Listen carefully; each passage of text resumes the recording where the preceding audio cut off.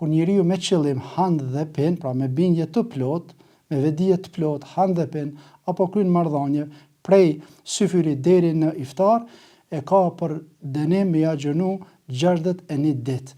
Faleminderit për juve, mirë se keni ardhur në xhamin El Faruk. Lut Zotin që këtë muaj të mëndshëm të Ramazanit ta kaloj mirë, duke lut Zotin që duat, lutjet dhe agjërimet na i pranoj dhe gjitha veprat që do t'i bëjmë gjatë këtij muaji të mëndshëm të Ramazanit. Hoq po nisim kështu, na tregon cili është mesazhi kryesor që Ramazani na mëson si individ dhe si shoqëri. Mesazhi kryesor i Ramazanit është, siç ka përmendur edhe Zoti në Kur'an, la'alekum tattaqun, që të bëni të devotshëm. Pra, qëllimi kryesor i të gjitha ibadeteve, po me qenë se jemi në muajin e shenjtë të mëndshëm të Ramazanit, në veçanti pra agjërimi, është që njeriu ta ngrit në shkallën më të lartë të devotshmërisë. Dhe jo rastësisht po themi la'alekum tattaqun, siç po thëson Zoti në Kur'an, në mënyrë që të bëni të devotshëm. Pra devotshmëria ka shumë rëndësi në jetën e njeriu. Ndaj, edhe qëllimi kryesor i agjërimit është njeriu të jetë i devotshëm. Kur themi i devotshëm, kemi për qëllim mirësjelljen me familje, me prindër, me shoqëri, përgjithësi pra me njerëzit.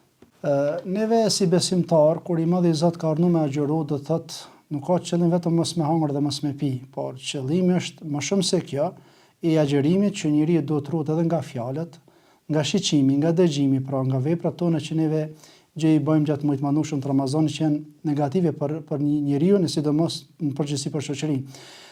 Gjërat cilat e prishin agjërimin janë këto.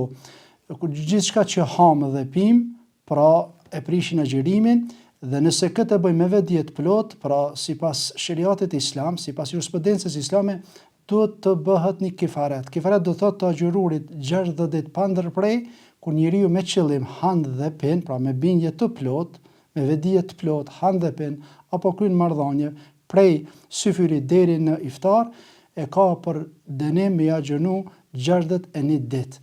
Ndërsa gjërat tjera cilat e prishin agjërimin, që do të kompenzohen ditë për ditë, janë këto raste. Ne po përmendem shkurtimisht. Për shembull, gjatë të avdesit, nëse ne e shpolojmë gojen dhe uji na shkon poshtë, pra në stomak, pra në lukth, atëherë këtë ditë konsiderohet e prishur dhe këtë ditë do të më kompenzu mas muajit të mëndshëm të Ramazanit. Gjithashtu do të pasur kujdes pastrimi i dhëmbëve që mos na shkoje pra ujit e poshtë, mos të bërtojë në stomak.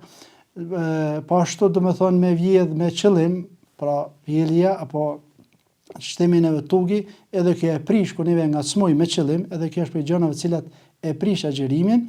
Pra agjërimin e prish edhe marrja e infuzioneve, sepse janë ushqyese këto, dhe këto janë gjëra të cilat e prishin pra në përgjithësi agjërimin, ndërsa marrja pra e dhënia e gjakut për analiza nuk e prishin agjërimin, marrja e injeksioneve të ndryshme nuk e prishin agjërimin, po qoftë edhe për shtypje të lartë janë gjëra të cilat nuk e prishin agjërimin, Allahu alem.